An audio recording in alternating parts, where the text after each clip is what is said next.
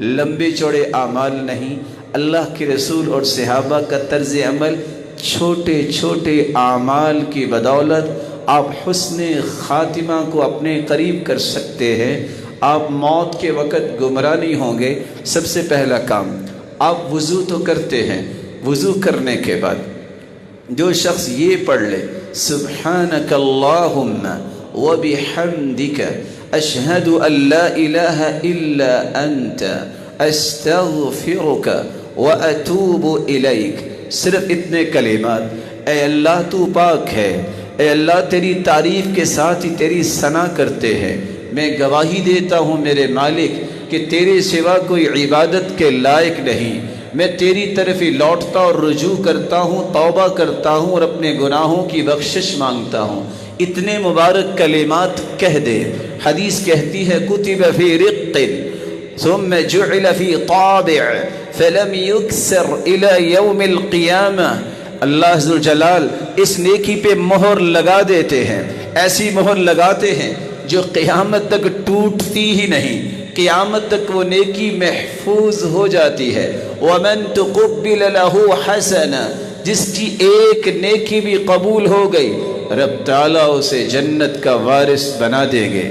رسول اللہ صلی اللہ علیہ وسلم اور صحابہ کا چھوٹا سا عمل جس سے حسن خاتمہ کا سبب مل سکتا ہے، آپ جب سونے لگو اور لیٹتے وقت وضو کر کے سو جاؤ، اپنے دائیں ہاتھ کو اپنے دائیں رخسار کے نیچے رکھو، دائیں کروٹ ہو کے لیٹو، صرف اتنے کلمات پڑھ لو، اللہم انی اسلمت نفسی الیک، اللہم اسلمت نفسی الیک ووجہت وجہی الیک وفوضت امری الیک والجأت ظہری الیک رغبتا ورہبتا الیک لا ملجا ولا منجا منك الا الیک آمنت بکتابک الذی انزلت وبنبیک الذی ارسلت۔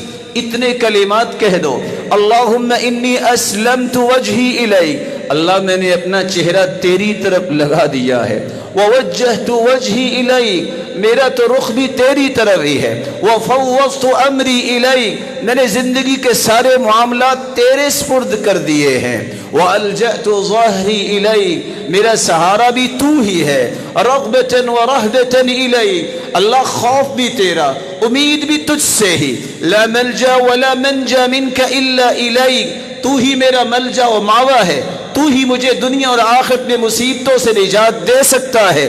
آمنت بکتابک الذی انزل، میں ایمان لاتا ہوں سوتے وقت اس کتاب پر جو تو نے اتاری ہے، وبنبیک الذی ارسل، اور اس نبی پر بھی ایمان لانے کا میں اظہار کر رہا ہوں کہ جس کو تو نے پیغمبر بنایا میں اس کو سچا نبی مانتا ہوں۔ اللہ کے رسول فرماتے ہیں یہ چھوٹی سی دعا سوتے وقت تم پڑھ لو، من قالہن، جو شخص یہ کہہ دیتا ہے سوتے وقت، ثم مات تحت لیلته مات علی الفطرہ، صحیح بخاری کی روایت ہے 6315 کہ جو یہ پڑھ کے سو گیا صبح اٹھا ہی نہیں ہے، فوت ہو گیا، یہ فطرت پہ فوت ہوگا، اور فطرت پہ فوت ہونے والا اللہ کی جنت کا وارث ہوگا۔ اس کا یہ حسن خاتمہ ہے۔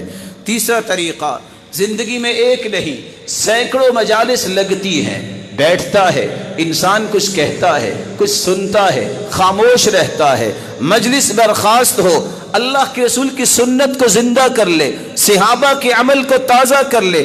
کان اذا جلس مجلسا، اللہ کے رسول جب بھی کہیں بیٹھتے، او صلی، یا نماز پڑھ کے اٹھتے، تکلم بکلمات، کچھ کلمات اپنی زبان اقدس پہ لاتے۔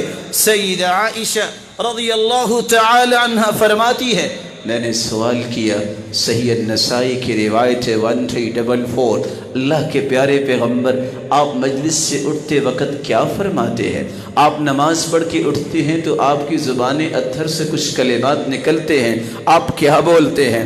آپ نے مسکرا کے فرمایا میں یہ بولتا ہوں سبحانک اللہم وبحمدک استغفرک واتوب الیک۔ اللہ تیری ہی پاکیزگیوں کو میں بیان کرتا ہوں، اے اللہ تو ہی اس لائق ہے کہ تیری ہی تعریفیں کی جائیں۔ تیری تعریفوں اور پاکیزگیوں کے بعد میری ایک گزارش ہے، میرے گناہوں کو معاف کر دے۔ میں تیری طرف ہی توبہ کرتا ہوں۔ جو اتنے کلمات کہہ دیتا ہے قیامت تک یہ نیکی محفوظ رہتی ہے، اللہ ذوالجلال اس نیکی کے بدلے اس کو جنت کا وارث بنائیں گے۔ چوتھا عمل رسول اللہ صلی اللہ علیہ وسلم کو اللہ نے قرآن کے ذریعے سکھایا کہ امت کو یہ بتاؤ، یہ دعا کثرت سے پڑھا کرے، ربنا لا تزغ قلوبنا بعد إذ هديتنا وهب لنا من لدنك رحمة إنك أنت الوهاب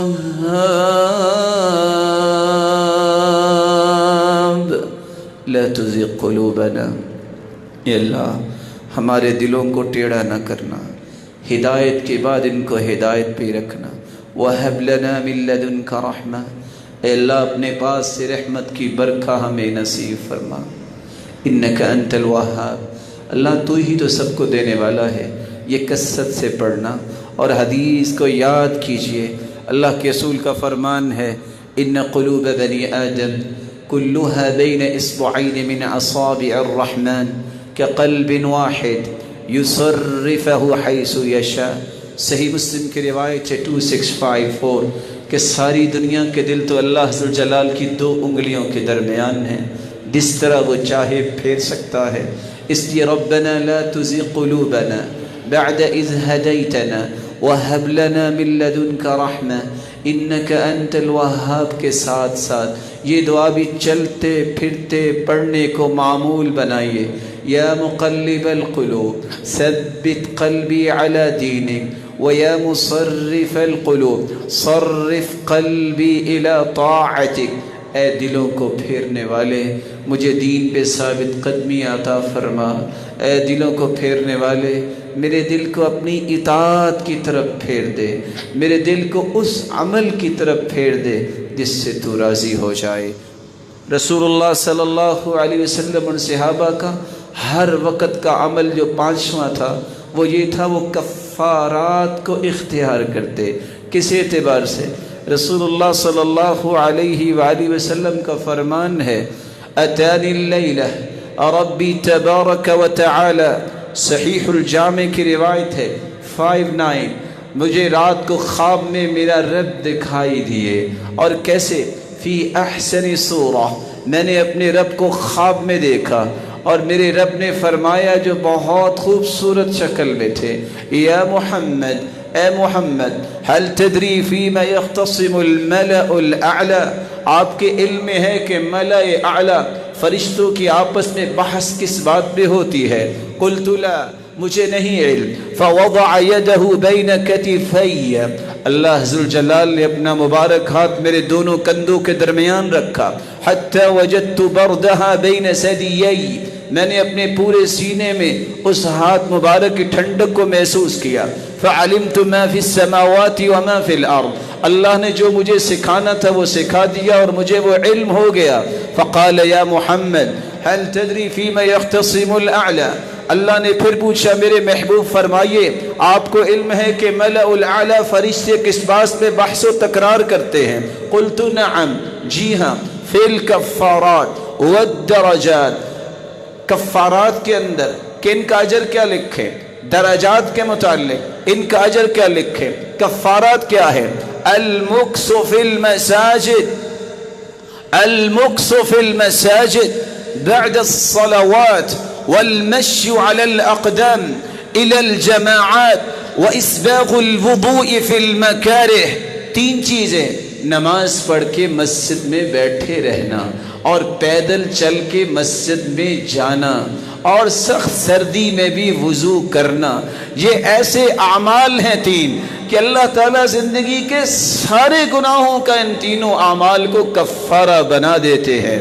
رسول اللہ صلی اللہ علیہ وآلہ وسلم نے فرمایا کہ اللہ نے مجھے فرمایا صدقت یا محمد، میرے محبوب تو نے سچ فرمایا، ومن فعل ذلك عاش بخیر ومات بخیر وكان من خطیئته كيوم ولدته امه، جس نے یہ تینوں کام کر لیے، سردی میں بھی وضو مکمل کیا، پیدل چل کے مسجد گیا، نماز پڑھ کے بیٹھ کے ذکر کرتا رہا، جب تک زندہ رہے گا خیر پہ رہے گا، موت بھی آئے گی خیر پہ آئے گی، گناہوں سے اس طرح پاکیزہ ہو جائے گا جس طرح آج ہی اس کی ماں نے اسے جنا ہے، کوئی گناہ باقی نہیں بچا۔ رسول اللہ صلی اللہ علیہ وسلم نے ایک چھٹا عمل بھی ہر وقت معمول بنایا، جس کو صحابہ نے بھی معمول بنایا، سید الاستغفار جس کو کہتے ہیں، صحیح الجامع کی روایت ہے 3674۔ رسول اللہ صلی اللہ علیہ وسلم کے صحابی شداد ابن اوس رضی اللہ تعالی عنہ روایت کرتے ہیں کہ سید الاستغفار کے بارے میں اللہ کے رسول نے فرمایا، وہ یہ کہے اللہم انت ربی لا الہ الا انت خلقتنی وانا عبدک وانا على عہدک ووعدک ما استطعت اعوذ بک من شر ما صنعت ابوء لک بنعمتک علی وابوء بذنبی فاغفر لی فإنه لا يغفر الذنوب الا انت۔ اللہم انت ربی، اے اللہ تو ہی میرا رب ہے، لا الہ الا انت، تیرے سوا کوئی عبادت کے لائق نہیں، خلقتنی وانا عبدک، تو نے ہی مجھے پیدا کیا، میں تیرا بندہ ہوں، وانا علی عہدک ووعدک ما استطعت، میں تیرے کیے ہوئے وعدوں کو پورا کروں گا۔ اللہ ان وعدوں کے ساتھ ساتھ اعوذ بک من شر ما صنعت، اللہ جو میں گناہ کر بیٹھا میں تجھ سے اس کی بخشش طلب کرتا ہوں، تیری پناہ مانگتا ہوں۔ ابوء لک بنعمتک علی وابوء بذنبی، تیری نعمتیں تو بہت ہیں، میں نے اس کی ناشکری تو بہت کی ہے، اللہ اس کا انکار تو کیا ہے، لیکن تو ہی تو معاف کرنے والا ہے، مجھے معاف فرما دے۔ فإنه لا يغفر الذنوب إلا أنت، تیرے سوا کوئی معاف کرنے والا نہیں۔ اتنے کلمات کو کہہ دے، دن کو کہہ دے، رات تک اسے موت آ جائے جنتی ہے، رات کو کہہ دے دن تک اسے موت آ جائے یہ جنتی ہے۔ یہ 6 آسان طریقے رسول اللہ صلی اللہ علیہ وسلم اور صحابہ نے حسن خاتمہ کے لیے امت کے لیے چھوڑے۔